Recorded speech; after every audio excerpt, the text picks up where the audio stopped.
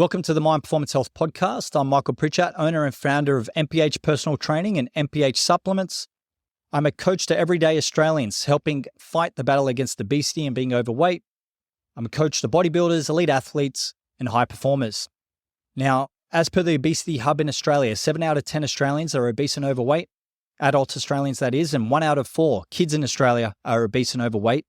And that statistic or trend is only elevating up. Now, you've got to realize there are 30 associated diseases, blood pressure, blood sugar, cholesterol problems, heart implications, not good stuff, that are associated with being overweight or at unhealthy body fat percentages with your body.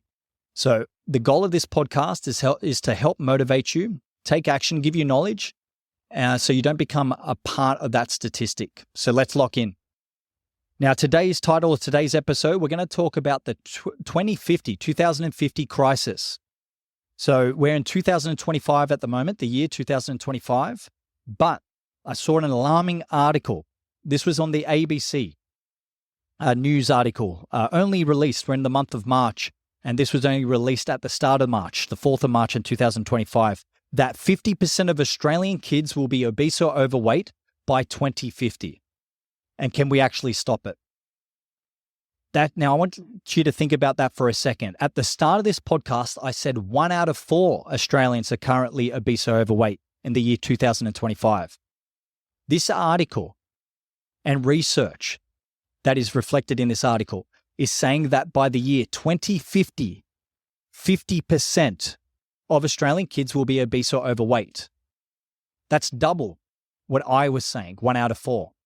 So over the next 25 years, we've got a big problem where our kids are going to be, 50% of that population of kids are going to be obese and overweight, ages, 5 into their teens.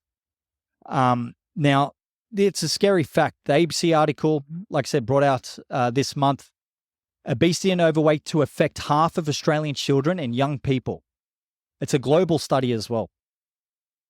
It predicts that, as I touched on, 50% of Australian kids will be obese or overweight, and it stresses that urgent action is needed to actually prevent this becoming a reality.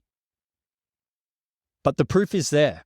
If you look at any of the studies, it's showing you that over the years, Australians, whether they're adult or kids, it's just going up. It's not slowing down. It's going up over the years. It's not coming backwards. But I want you to think about it. If 50% of kids by 2050 are going to be overweight or obese, what's going to happen to the adults? I mean, it starts your beliefs, your habits. They start as a kid. So what will happen to adults? If it's 7 out of 10 at the moment of Australian adults that are obese and overweight, what will it be then? Because the kids are going to carry over those habits. I'm probably forecasting that 90% of Australian adults in the year 2050 and beyond may be obese and overweight. That's just speculating. It's my thoughts. But if the kids are going to be 50%, their habits are going to carry over as adults. So 90% of Australian adults potentially will be obese and overweight. And that's a big problem, a big problem because, as I did touch on too at the start, there's a lot of diseases associated with that. So, and experts, part of the research, experts are call for government interventions and national strategies. So they're calling out for the government to actually make a difference to the strategies to help the population level decrease, the obesity factors that are happening. So key takeaway, I was going to say key takeaway, but a key takeaway of this is that it's a massive problem. Without action, we've got a big problem associated with a lot of heart issues with the young population and adult population, confidence issues, mental health issues as well, physical issues. So we actually got to make a difference and help our youth over the next 25 years to make sure this isn't a reality. So if you don't like the fact, and it's a scary number, that 50% of kids over the next 25 years, because don't forget, that could be your kids' kids. Your kids could be at a big disadvantage, and it's because of what we're doing now. I think that there's 3 main factors or 4 main factors that are causing this issue from what I've seen. So we complete over 500 PT programs each year with our clients. We help parents, we help busy professionals, we also help their kids.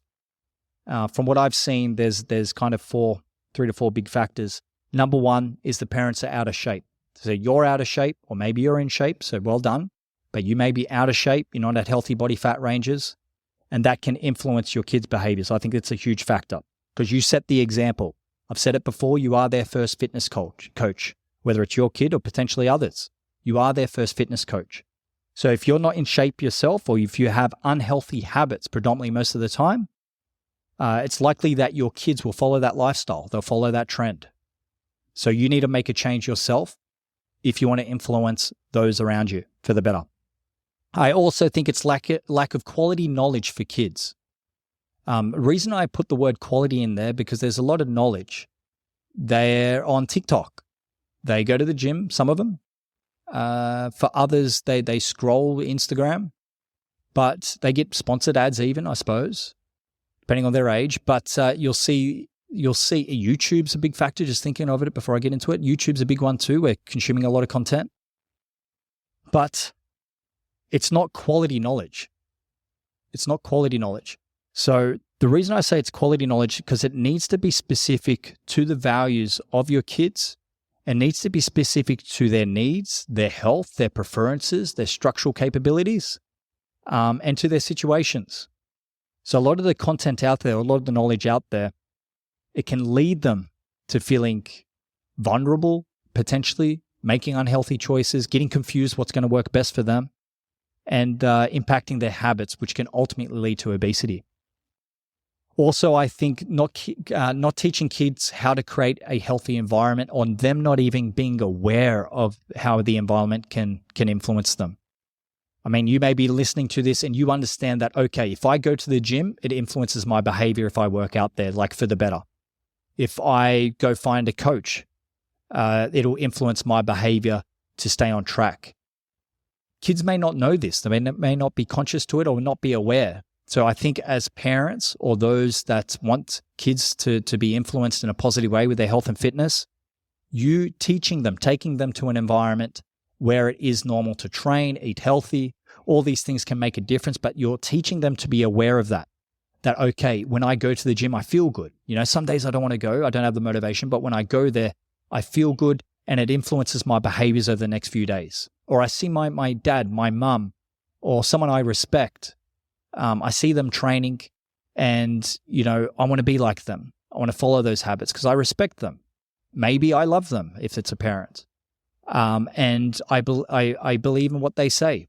But it starts with you teaching them about a healthy environment that can promote those healthy habits.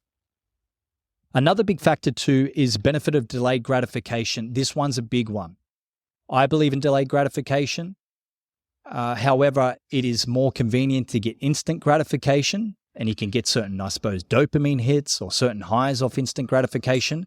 But delayed gratification is a key trait or key concept to teach kids, I think, that will help them over the next 25 years take action. Understanding that, hey, going to the gym, you're not going to notice those big muscles straight away. You're not going to notice maybe a lot of body fat loss straight away in the first few days. But if you put in the work over time, you will get the result. Instead of the instant gratification hit from getting junk food, getting the sugar highs, the dopamine hits, but then understanding that's going to have complications in excess. Okay, so delayed gratification is a very important thing, I think, to teach, that you'll get a return for the effort you put in, even though it may not be instant. I want to give a few shout outs to some of our clients that may be listening to this. Like we have a client, Michael, he comes in here. He comes in with his son, Carter. Michael was training with us. His son, Carter, started to train with us as well.